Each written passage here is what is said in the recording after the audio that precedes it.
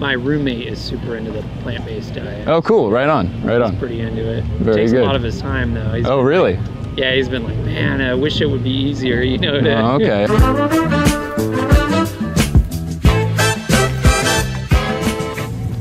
Hey, just real quick, man. Yeah, what's up? Would you happen to know good protein, a vegan protein? Yeah. Okay. All plants actually have protein. Sure. So if you want, like you can get complete proteins in beans, quinoa, chia seeds, okay. but all plants are going to have a little bit of protein in them. So, Right do you know how much protein an adult male normally should get on a daily basis? No, I used to know. Okay, yeah. For a female, it's about 30 grams of protein, and for a guy, it's about 40, maybe 50 if you're training or something like that. Yeah, get a little bit more. Totally. But if you're eating an abundance of whole food plants or just a vegan diet in general, and you're making sure you're getting the right amount of calories, you shouldn't have any problem on protein. Heck yeah, cool. Yeah. I was hearing like for anxiety and stuff, you can eat some extra protein. And Interesting. I haven't heard that. That's cool. I was trying to get a couple eggs in every day, you know? Okay. But I was like, man, I wish I could find a plant. Totally. Yeah, because I mean, you don't need any added cholesterol in your body. That's what causes some of the leading human health problems. I don't know if you know, the leading killer of all humans is heart conditions, heart disease, which comes from like cholesterol. So yeah, a single egg has as much cholesterol as a Big Mac. So there's no reason. Plus, it's it's unethical that we exploit these animals for this product to begin with. We don't need it for our health. So then there's no moral imperative that requires us to exploit the animal and stuff like that in the egg industry. Yeah, I know, man. Yeah, nuts. It's pretty gross. What do you feel about what's it called? Like a free-range chicken? Sure. So they're still viewed as a resource, as a product that we can take something from. That's an exploitative relationship that we're having. If you want to rescue a chicken and not buy one from a breeder, because then they're forcibly bred into existence, there's no reason for that. But yeah, if you want to rescue one, keep it in your backyard and it produces eggs, just keep in mind that when you take an egg from your backyard chickens, it tells their body they need to keep producing more, which can put strain on their body. It's called brooding. And it's very much like a period cycle for a woman, a human woman. So imagine if we took the excretions that come from a woman's period and consumed it, and then that told the woman she needs to then immediately have another period, and we just did that over and over and over. Women probably really wouldn't like that, It would be torturous for their body and gross just to think about. Yeah. So yeah, if we kind of view it, objectively with what it really is, as far as not something that humans are designed evolutionarily to ingest, then it kind of puts things into perspective. Yeah, you don't really need those products. A lot of like farm sanctuaries and stuff that rescue hens, they'll feed the eggs back to the chicken because that'll kind of tell the hens to stop producing them slowly over time. I mean, they'll instinctively go back and eat them themselves, but you can kind of like scramble them and feed them back. But that's just some of the ways people are doing it. It's more sustainable, it's more ethical. You're not viewing the individual as a resource. That's interesting. Yeah. Cool. Are you filming your... Yeah, I'm dropping some conversations on social media. Oh, that's interesting. Don't have a lot of followers yet, but I've only been doing this a couple of weeks. Hopefully we'll get a little bit of Jackson, yeah. Nice. Yeah. Wow. Right on, man. What's your goal? Are you gonna... just to spread the news, try to get people to understand the ethical implications of our lifestyles and our daily habits, also the health benefits of eating a plant-based diet, and the environmental benefits. Nice. My roommate is super into the plant-based diet. Oh, cool. Right on. He's pretty into it. Very Takes good. a lot of his time, though. Oh, really? Yeah, he's been like, man, I wish it would be easier, Okay. As far as like food prep? Yeah, a lot of food prep. Okay.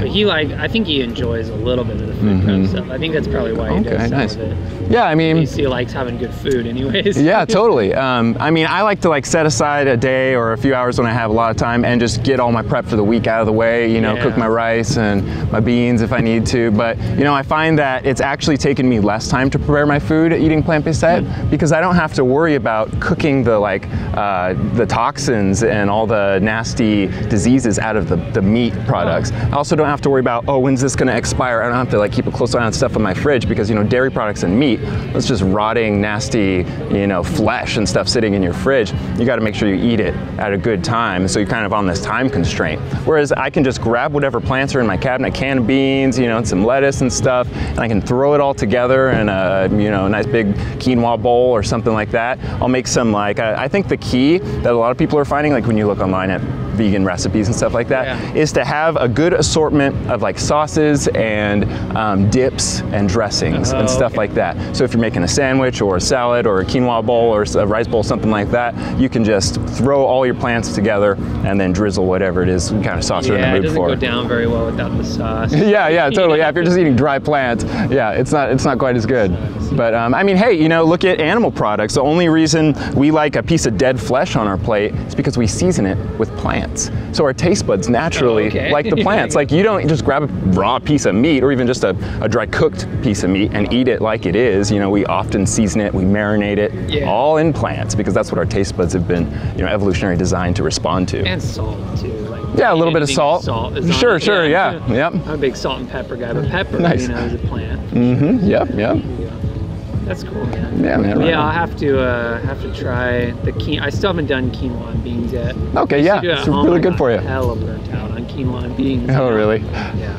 Well, mix it up. You know, you can have some chia seeds in your smoothie in the morning or something like that. Yeah, that's a good idea. Yeah, get lots of dark leafy greens and cruciferous vegetables like broccoli and cauliflower. It's really good for you. Do you ever get like a really nasty taste when you eat spinach? No. I've been getting that kind of recently. Oh, I eat interesting. The Popeye spinach. Do you ever eat that? Okay, no. Oh, okay. Yeah. I usually try to get like the loose spinach, try not to get stuff as much in plastic as much as possible. Totally. But I usually don't have a problem as long as I rinse it. I have had like some spinach that tastes like dirt. It just didn't taste properly like rinsed. Yeah, it looked fine, but for some reason it tasted hella like dirt. And so yeah, I'm more diligent now about like rinsing my vegetables and stuff. You get the loose leaf stuff. That's cool. Yeah. Have to give that a shot. Yeah, man, right on. I'm kind of sick of spinach too. Yeah. You know, I mean, spinach. You want to get in any diet, you want to get varied plant-based foods. So you want to jump around from different things, mix it up a little bit. Your body will get used to taking in certain types of things, but you always want to keep it on its toes. You know, you want to have like a wide range. There's a really good resource. I'd be honored if you took it and check it out. Action Jackson. Yeah. Cool. So there's a great resource called vegan22.com. That'll show you how to, for 22 days, try a vegan diet, and they'll give you a free mentor to help you figure out how to eat what you're still eating now and also move into a healthier plant-based lifestyle. And there's also nutritionfacts.org is a really good resource. It'll help you figure out the 12 daily dozen, and this is just like a dozen things we need to be doing and eating on a daily basis to make sure that we're optimizing our health. It's things like a lot of people don't think about. We need like flax on a daily basis. Humans are designed to have flax seeds, and cruciferous vegetables. We should be getting a lot of like kale and chards and like a broccoli and cauliflower and stuff like that. Flax on a daily basis. Yeah. Much? It's good for you. Just a little bit. Okay. Yeah, not too much. Just a little spoonful or two in your smoothie. What's that? In your oatmeal? Sure, or in your oatmeal or on your salad or whatever it is you're eating. You can always just mix it in. If you get ground flax from the store, you can't even taste it. Yeah, that's what I'm doing sprinkle right it on. now is the ground flax. Hey, there you go. You're already on the fast track to success, man. Look at you. Right on. Cool. Yeah, so what do you think would keep you, other than like the food prep time thing, what do you think would keep you from going vegan? There's just some days when it like feels like I really need a burrito. You know? Okay, yeah. Or like I need like an egg or a sandwich or something that goes down easier than this. And you can still totally go to any store or restaurant and get a burrito and just say, hold the meat, add extra beans and rice for me. See how it makes you feel, and then kind of, I like that actually. I guess it's just like, it's hard when they don't have a vegan option or something, like Chipotle is really good. Like if I feel that like, I just need something that like I can eat pretty easy, Chipotle is like the place to go because they have good. Do they have tofu there? I forget. I don't think they do. Last time, I haven't been there in a while, but last time I checked, I wasn't seeing any tofu. Yeah, if everywhere was like that, I think that would be the place. I gotta tell you, I used to think it would be this radical, extreme thing, an inconvenience in my life, more expensive. All of that was dispelled once I actually did it. I just go out and instead of when I'm shopping, grabbing this product, I move my hand this way and I grab the, the dairy-free product. Really, man, it's seriously that easy in a modern civilized society. For us living here in Chico, it's that simple. When I go to restaurants, I just look at what's on the menu and I say, okay, well this has dairy products or cheese or milk or whatever inside of it, or eggs. Let's just kick that stuff out and replace it with something. Just make sure you're substituting. You're not just cutting something out, because then you're gonna lower your caloric intake. You wanna make sure you're getting enough calories on a daily basis. But once I did that, I was like, oh my gosh, this is way easier. And I feel so much better. I'm not worried about you know, all the nasty, you can get a lot of food poisoning, E. coli, mad cow disease, salmonella, all of this, the most diseases in our food comes from animal agriculture products. So yeah. Also, I realized, you know, it's better for my conscience and like my karma. I'm not like victimizing another individual by paying for their slaughter, because I don't need it. I don't need to ingest those products to be healthy. You know, we know now that like the world's strongest guy, like the world record holding strongman is a vegan. You know, we can totally, I don't know if you heard of the documentary Game Changers that just came out. No, it's really good. It talks about how some of our top performing athletes, a pretty high percentage of them, are practicing a plant-based diet. And that's cool. what's leading to, there's a direct correlation there between their diet and lifestyle and their top performance. So yeah, we don't need, now we know the science is there, it's overwhelming the scientific community that we don't need these products for our health. So there's no then moral justification for then paying for an innocent individual that can feel pain and suffer and has a family and wants to live, clearly wants to live. You know, no reason to have them slaughtered or tortured or raped like we have them raped in the dairy industry just over and over and over again. We take their kids away once they're born and we drink their milk because the kids can't have the milk, and we rape them again, they have the kid, just over and over, and then they're slaughtered. Those mother cows in dairy often go for to the meat industry. About 40 to 60% of our meat comes from raped dairy cows. Innocent moms that only live about a third of their lifespan, so they're like teenagers when they're getting raped over and over. So sadistic when you know what's going on and you don't need it. So what am I saying, like a taste bud pleasure, a fleeting sensory pleasure is justification for murdering all and raping all these innocent, you know, creatures? No way, no way. So yeah, there's like a moral imperative there that kind of gets us to get some perspective and step outside ourselves and realize, you know what, maybe since I've been doing this for a long time, this is a habit of mine, even though sometimes it may be an inconvenience or maybe a little bit more expensive to make that transition, that's still not worth the real cost of the innocent individuals that are, you know, tortured in the process. Sure. Yeah.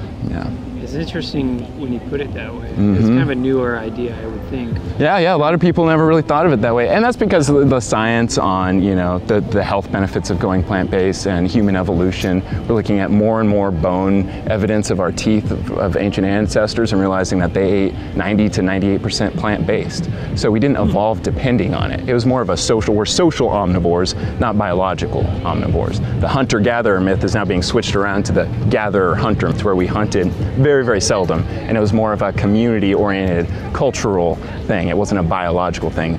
Natives weren't out going, oh my gosh, we need meat to live. No, they had an abundance of plants and they were eating plants, but it was more of like a teamwork kind of guys' night out type of thing. Totally. Yeah, isn't that funny? Well, then what would they eat? That's what I would be interested in. Yeah, like our 12 Daily Dozen that's on nutritionfacts.org, that's what humans evolved to kind of eat most of. They were eating a lot of seeds and stuff like flax, and they were eating quinoa and, you know, nuts and... Farming. What about like nomadic people? Yeah, so you're totally right. Well, most of our evolution, we were nomadic. And so we actually developed these tall, lean bodies because we would move really fast. We would run to different areas and we'd eat while we ran. We'd like stop and find a berry bush and we'd eat a bunch of berries. We'd go then and find some seeds. So we were kind of like grazers. Yeah, we would go around grazing. That's human nature. We grew up in kind of this Garden of Eden, to where food was, there was a plethora of it before we industrialized the planet. You know, there was an abundance of edible, there's about 20,000 edible plant foods out there. So they're pretty easy to find if you let the natural environment come back and you know what's healthy for you and you know what you like, then our natives are able to recognize that and start planting it in their immediate environment. Yeah. Yeah, it's pretty fascinating. So it brings up another question. If you have time. I mean, of course, that's what I'm here to do, man. I love your questions. You're asking the right stuff. How do you go camping? I do. Okay, so like, I'm gonna go camping. I might go backpacking. Oh, fun. And it's hella heavy to carry around some cans of beans. Sure.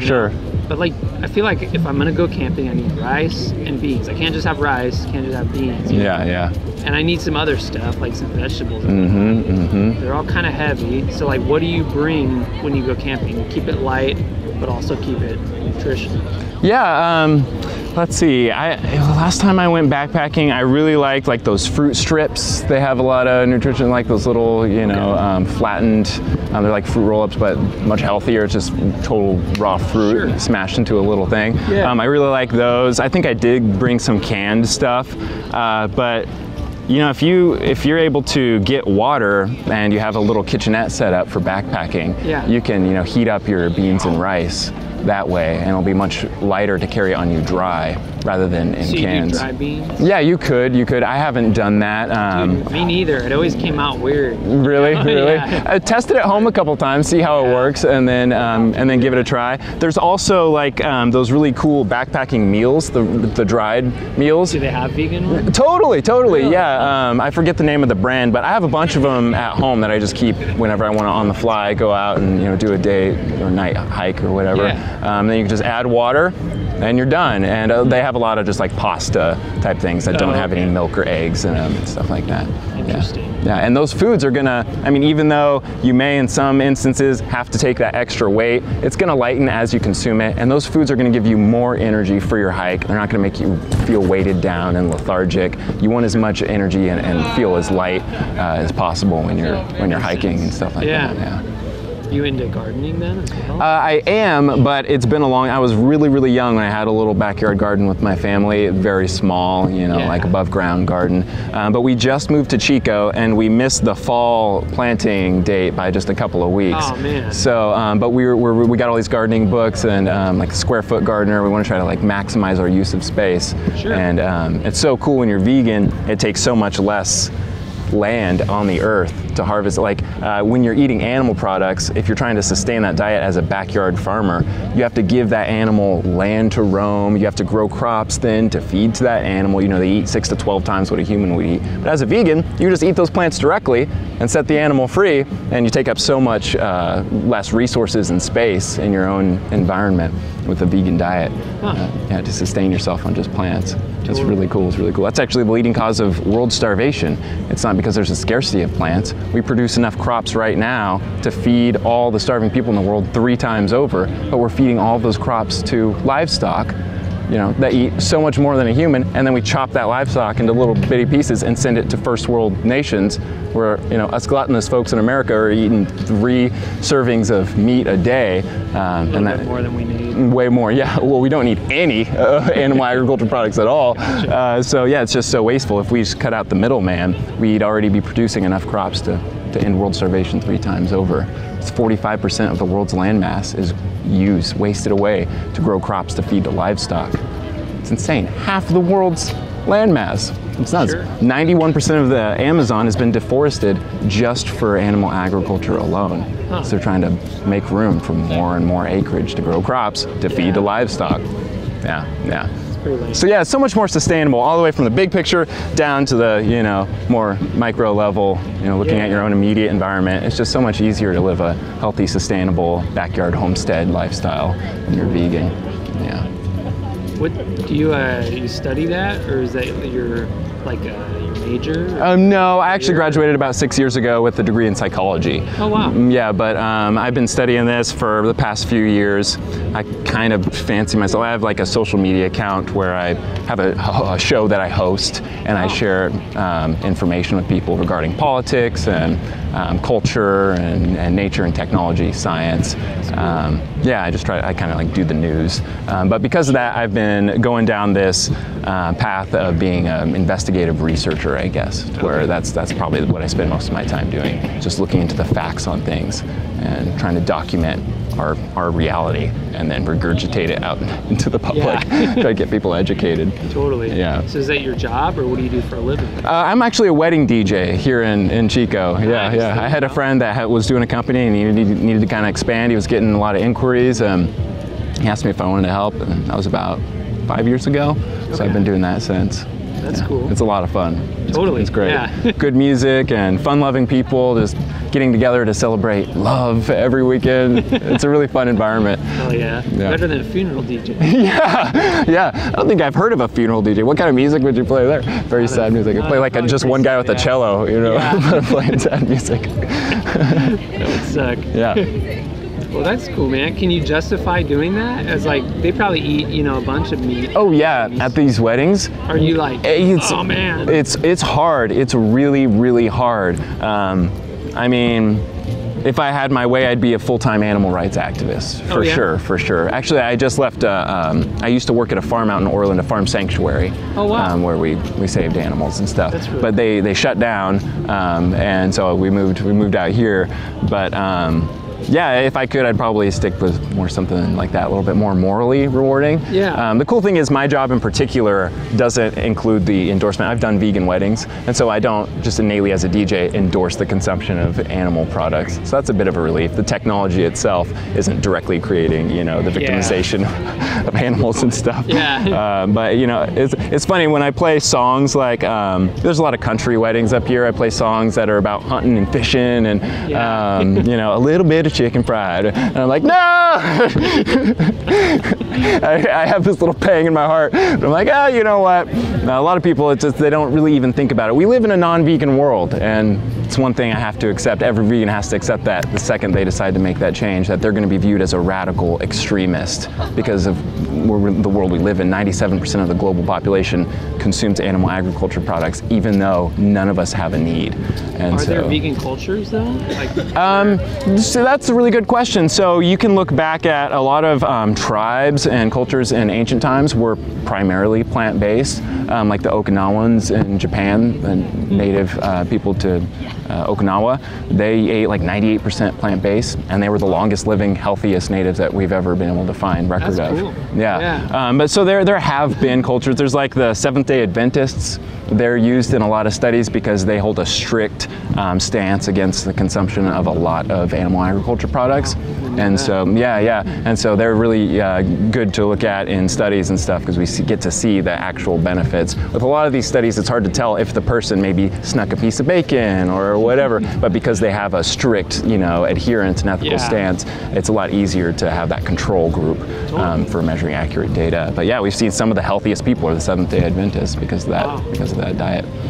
But yeah, I think that's it. That's all I can think of people that practice majoritively plant-based diet. And everywhere you go in the world, someone's eating dogs or someone's eating cows or someone's eating horses, but it's a little bit different everywhere. Gotcha. Yeah. I always heard of like there's this one movie that I watched where like these monks would never harm any animal. They had to like dig up the earth. They were going to build something, you know, a structure, and they had to relocate all the worms, you know, one by one. And I was like, that's nuts. Yeah. So I thought maybe that would be like a vegan culture. Is that not? You know, you'd think that they would be vegan, but I've heard of a lot of monks that still eat like dairy and stuff like that. I don't know why, but I bet I could probably look into it more and find certain groups of monks that if you go to their monastery, at least their one monastery, they probably don't, you know, allow the consumption of animal products under the roof in the walls of the monastery. Sure, yeah. Maybe they'll sneak the bacon outside the monastery, but totally. And veganism, by definition, the guy that designed the term vegan back in the 1940s, he gave it a definition that says veganism is just to reduce the cruelty in your life as much as practicably possible. So it's not really practical for us. Like, I'm probably going to step on an ant while I'm walking around today. So when I drive my car, I'm driving on non-vegan roads and I'm hitting thousands of bugs, you know, with insect depletion issue right now globally. Yeah, we do. And I think overall, in general, we can always... That term, a non-vegan road, what do you mean by that? Oh, like the materials we use to build our whole infrastructure, concrete and roads, they have direct victims. They use and exploit animals in the process of creating these materials that make up pretty much our whole infrastructure. We're the most invasive species by far of any other species on the planet. But yeah, so it's not really practical for me to freak out about all the insects I'm gonna hit, even though we have a severe insect depletion population on the planet.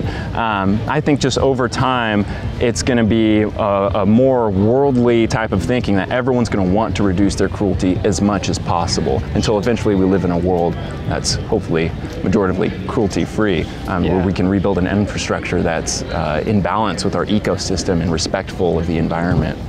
Yeah. So that's what I'm working towards, you know. Yeah. But with veganism, it's more like the least we can do, the very least, is not directly pay for the suffering of something. So going out of our way to immediately paying for it, like if this were a real leather jacket, then you know, you can tell instantly this is the dead flesh or dead skin of an individual.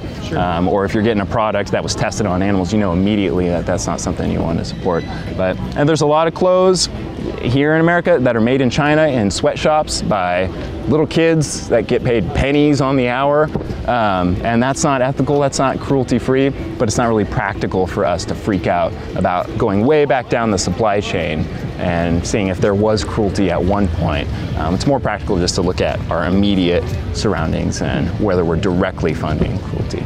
But yeah, man, I like to dream of a world where one day we all live in a permaculture forest. And have you ever seen permaculture food forests? Oh, they're so cool. It sounds cool though. Yeah, it's like a Garden of Eden, what you would think of as a Garden of Eden, to where everything around you is edible plants, but you let the natural environment grow back, and then you plant a bunch of edible plants. It's way better than our current system of monocropping, where we have rows of just one type of crop, and then that makes it vulnerable to one insect species or population to come in and eat all of it. So then we have to use pesticides. So yeah, a lot of permaculture, veganic farming, pesticide free, and they don't have any problem. They just let the bugs come in, and one plant will invite in a certain type of bug, another plant will invite in a different type, and they kind of butt heads and cancel each other out, and they help maintain biodiversity in the ecosystem. So we don't have to just let the environment do its own thing and thrive on it, have it be advantageous to us rather than forcing it to do what we want it to do and destroying it in the process. Yeah, totally. Yeah, It'd just be harder to harvest for, you know, like for if you're not living in there, like if you're trying to get out somewhere else. What a lot of cities are doing is they're doing like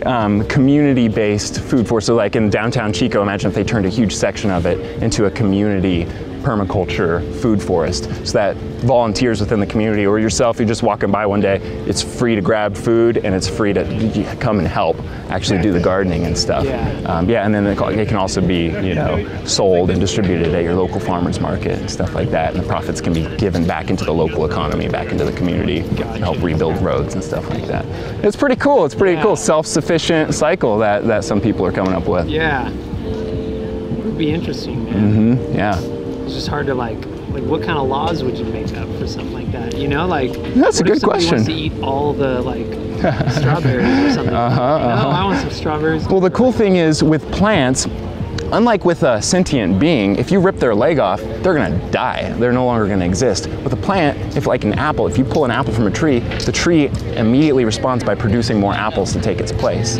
So these plants, the vegetation in our environment was provided to sustain the organisms around it, like humans. So the more we harvest them, the more it actually helps the plant life and the growth of plants. Isn't that interesting? Yeah, so yeah, and then any food that goes to waste just falls into the ground, and you know, the stems of your strawberries or whatever, when you throw them on the ground, they dissolve and they provide nutrients for all the plant life in that area. Gotcha. So yeah, it's all very beneficial, self-sufficient system. What if there's not enough plants for everybody to live? You know? Like, what if there's well, like I said, right now we produce more than enough crops just with what we're doing now. 45% of the world's land mass is producing crops to feed to animals, and we could just be feeding that to the people of the world. To be smarter. Yeah, how we use our resources, totally. So you think it's totally possible for the whole world to be fed with plants? Oh, absolutely. Okay. Yeah. I mean, this is what the studies show. Yeah. Sure. And we already produce, again, an abundance. We wouldn't need to produce as much as we're currently producing. We could just stop, you know, a lot of the agriculture that we're currently doing and still have by about 2/3 and still feed the entire global population with a perfectly nutrient-dense, adequate, healthy, plant-based lifestyle. Interesting. Yeah. Yeah. Good things to think about, man. Yeah. A lot of people don't think this deep about it. I'm flattered that you came by and chatted with me. Had so many good questions. It's, I mean, something I would want to do for like, or maybe not do for a career, but you know, like I'm thinking about, because it's interesting that like, you know, our parents' generation was always like thinking about how we can like exploit the earth and make, you know, like, you know, make use of create, it. But it feels like my generation is really big into like how to make like the least possible like imprint, you know, like very minimalist. So I think it's a really like crazy thing. It's something I gotta like talk to people about, because I keep feeling this pressure of like, you know, it almost feels like the pressure to not do anything with your life, to do the opposite of anything, because everything you do, you know, your phone, even your DJ equipment isn't vegan. I mean, it's not right. To create the. They mined for those minerals, you know, in second, third world countries where we're just decimating their land. So it's like, what am I supposed to do then? Just sit at home and like, look at the wall? Even like a book, you know, you have to cut down trees. Like, you know, the internet, like they have these, you know, they gotta have everything. Like, you would think it's like cruelty-free. Yeah, now we're realizing like these electromagnetic frequencies are causing plants to degrade and doing harm to insect life and stuff like that. The new 5G towers they're rolling out and stuff. Yeah, a lot of people go, that's conspiracy, but I mean the data's there. It's 5G was actually a weapon designed by the military back in World War II, and it was reported to melt people's eyeballs. Yeah, they tested it on hundreds of dogs. They just melted them over and over with 5G technology, but nobody knows about this. Yeah, and now they're rolling it out into our city streets because they sell faster phones, folks. Yeah, and it's all like DARPA, Pentagon weapon technology. It's really creepy stuff. But yeah, I mean, you're right. I'm like, for sure, man. Yeah, check it out. It's scary stuff. We have a group here in Chico, Stop 5G Chico, and I've been doing a little work and pulling up research for them and stuff. But yeah, check it out. It's on Facebook. But yeah, I feel the same way. Like, I don't want a phone anymore. Like, I love face-to-face interactions with people. I love tangible, like real life, you know, environment settings, not fake, unreal, you know. Everyone lives on Facebook and Twitter nowadays. It drives me insane. But in order to function in society, you almost have to use those things if you want to get by. Yeah, I'm totally big time minimalist. My girlfriend and I have been wanting to build our own tiny house and just travel for years. Yeah, the only thing is like gardening. We want to be able to like have a garden. So I don't know, we're thinking like maybe if we get land somewhere, then we can build a tiny house on the land and then we can start gardening, have our own little in-home permaculture forest and stuff like that. But cool. Yeah, all in due time. That's the end goal. Sure. Yeah. Gotta get there somehow though. One day, yeah, eventually. I mean, that'd be cool if you could live off your own food and land and everything. Yeah.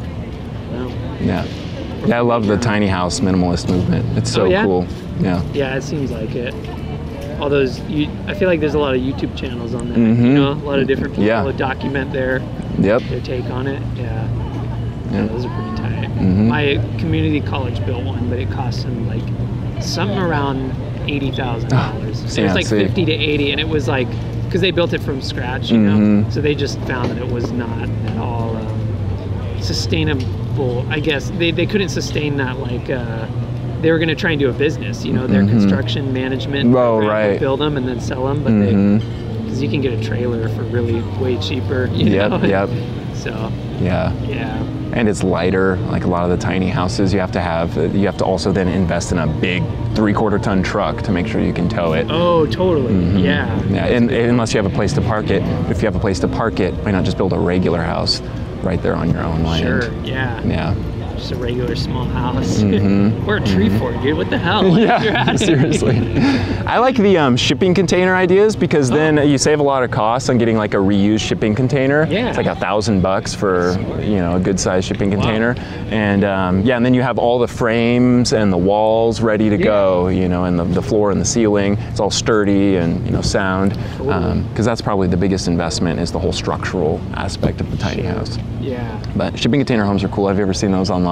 Oh, Google that. The pictures are trippy. They're like these cool industrialized, kind of rustic looking houses. Totally. And then you can stack them on top of each other like Legos and have them crisscrossing and stuff like that, and leaning against each other. And yeah, it's really sweet. Oh, that's awesome. It's inspiring, but I'll have to check that out. Yeah, you're right in that our generation is trying to backpedal a little bit on what the previous generations have been doing, viewing the Earth as a resource. You know? Yeah, we have, like I said, we're the most invasive species, and that's because we don't do what we evolved to do. We decided to detach ourselves from nature and do things totally different. Now we function as a species relying solely on technological systems and manufactured unsustainable shit that never formed, like this plastic table never formed in the natural environment. As you look at ancient civilizations, and they were using stone, and they were somehow able to build these massive megalithic structures that we still don't understand today how they did, and that was sustainable. We look back, and that was thousands of years ago, and those structures are still standing. In thousands of years, we're already watching our roads and our buildings become dilapidated. There's got to be a better way. And so I think a lot of people in our generation are kind of waking up to that and realizing that there's definitely more sustainable options for how we live our lives. Like, I wonder if they just got tired of, like, you know, mentally, you know, of like building those stones because it took so long. Is that like why they, and there has to be a reason why they want to do it fast. How's it going? I gotta get out. Okay, hey, thanks for chatting with me, man. It was great to meet you.